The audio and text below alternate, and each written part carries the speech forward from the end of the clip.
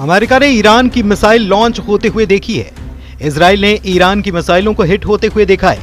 Iran की इस ताकत में 8 गुना इजाफा करने की तैयारी अब पुतिन ने कर ली है, क्योंकि पुतिन और खामनेई के बीच एक डील ने रूस और ईरान के हर दुश्मन को चारों खाने चित कर दिया है। रूस अब ईरान में 1-2 नहीं बल्कि 8 परमाणु प्लांट बनाने जा रहा है।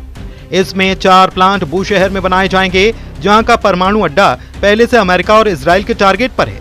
यानी कि जिस ईरान के परमाणु कार्यक्रम में ट्रंप और नेतन्याहू ब्रेक लगाना चाहते हैं, उसकी ताकत पुतिन ने 8 गुना बढ़ाने का फैसला कर लिया है। कहा जा सकता है कि पुतिन और खामनेई की पार्टनरशिप ने नेतन्याहू और ट्रंप के गठजोड़ को डायरेक्ट चैलेंज दे दिया है।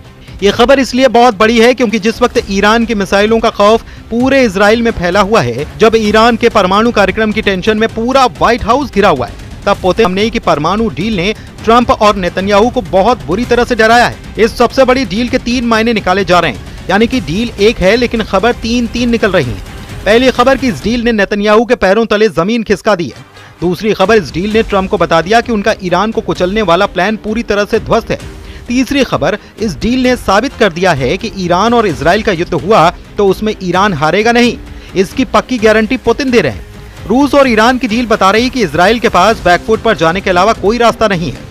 ट्रंप की भी हिम्मत नहीं कि वो पुतिन के खिलाफ जाकर ईरान पर उस जगह हमला करें जहां पर पुतिन परमाणु प्लांट बनाना चाहते हैं, फिर चाहे वो ईरान के आसपास कितने भी समुद्री बेड़े क्यों न तैनात कर दे, फिर चाहे वो ईरान के आसपास बड़े बॉम्बर विमान क्यों न उतार दे। ईरान को बंकर बस्टर वाली ताकत दिखाकर डराना अब आसान नहीं है, क्योंकि पुतिन ने ईरान के साथ आकर तेल अवीव और वॉशिंगटन डीसी दोनों कैपिटल सिटी तक मैसेज भेज दिया है। इस सब के बीच इजराइल और अमेरिका को एक और बड़ा झटका देने वाली खबर संयुक्त राष्ट्र की संस्था IAEA यानी कि अंतर्राष्ट्रीय परमाणु ऊर्जा एजेंसी की तरफ से आई।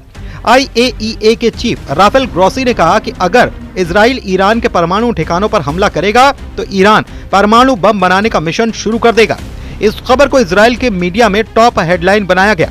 IAEA के चीफ राफेल ग्रोसी ने कहा कि ईरान ने ये बातें उन्हें साफ साफ बता दी हैं। ये कहना अहम है कि हम इस प्रक्रिया में ईरान का समर्थन और प्रोत्साहन जारी रखेंगे।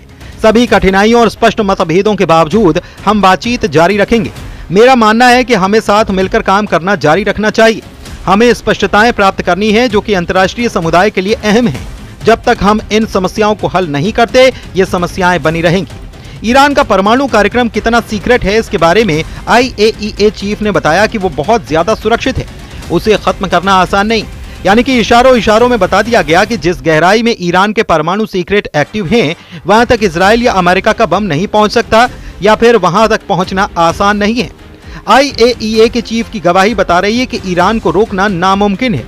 कम से कम बम और मिसाइल दिखाकर तो खामनेई को इजराइल रोक पाएगा, ऐसा नहीं लगता। हाँ, बातचीत एक रास्ता जरूर है जिसकी कोशिश ट्रंप करने में लगे, लेकिन उन्होंने भी यूरेनियम संवर्धन वाली रेड लाइन बढ़ाकर ईरान के पाले तक पहुंचा दी। डोनाल्ड ट्रंप ने साफ साफ कर दिया है कि अमेरिका किसी भी समझौते में ईरान को यूरेनियम एनरिचमेंट यानी कि उसे शुद्ध करने की इजाजत नहीं देगा। वो ऐसी मांग कर रहे हैं जो आप नहीं कर सकते। उन्हें जो देना है वो उसे देने के लिए तैयार नहीं है। आप जानते हैं कि वो क्या है। वो संवर्धन को जारी रखना चाहते हैं और हम संवर्धन नहीं चाहते।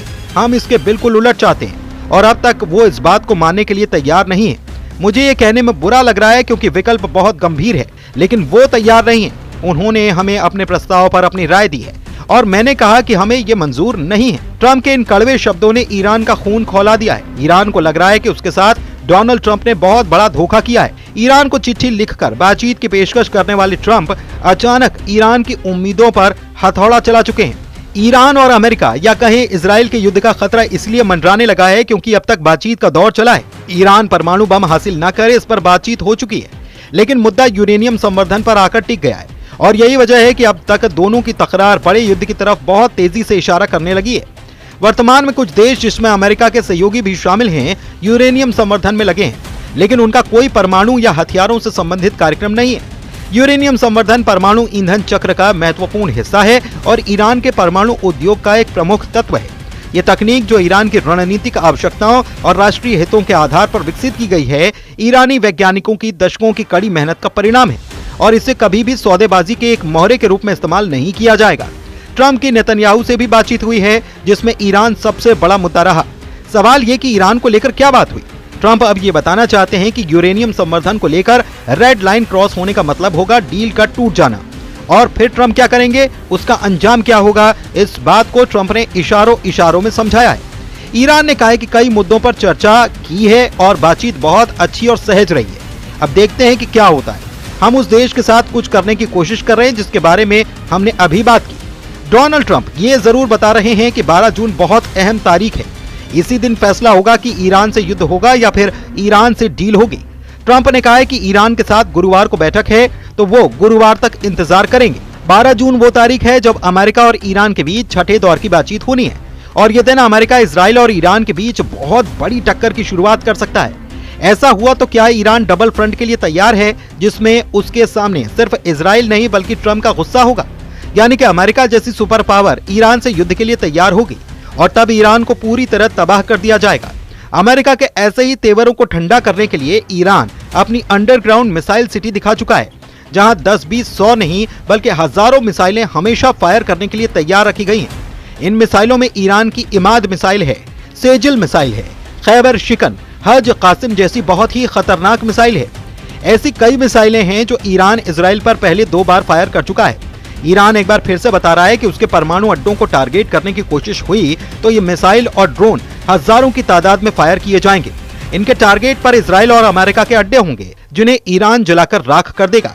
ईरान अपना अंडरग्राउंड बेस दिखाकर बताना चाहता है कि उसके हथियार गोदाम में जितनी मिसाइल हैं वो सब इजराइल का 1-1 इंच कवर करती हैं। वैसे इजराइल पर हमले के लिए ईरान का बटन तभी दबेगा जब ईरान का नेतृत्व ऑर्डर करेगा। ईरान के सुप्रीम लीडर अली खामनेई भी वार्निंग दे चुके हैं कि इजराइल की दूसरी गलती उसका आखिरी ब्लंडर होगी। इजराइल की चुनौती को ईरान ने 2 बार मुंहतोड़ टक्कर दी है। 13 अप्रैल 2024 को ईरान ने इजराइल पर अटैक किया था, तब 300 ड्रोन और मिसाइल से हमला किया गया। इस तरह ईरान ने सीरिया में अपने दूतावास पर हुए हमलों का बदला लिया। इसके बाद 1 अक्टूबर 2024 को ईरान ने हिजबुल्लाह चीफ हसन नसरल्लाह की मौत का बदला लिया जब उसने 200 बैलिस्टिक मिसाइल इजराइल पर दाग दी थी। ईरान जब भी हमला करता है तो 10-20 मिसाइल फायर नहीं करता बल्कि सैकड़ों की तादाद में ड्रोन और मिसाइल लॉन्च करता है। ऐसा इसलिए क्योंकि ईरान को मालूम है कि इजराइल के मिसाइल डिफेंस सिस्टम बहुत मजबूत हैं और उनको तभी मात दी जा सकती है जब ज्यादा तादाद में मिसाइल और ड्रोन फायर किए जाएं। अब जिस तरह का तनाव 2025 में ईरान और इजराइल के बीच बढ़ रहा है, उसे लेकर इजराइल और अमेरिका दोनों की ईरान पर पैनी नजर है।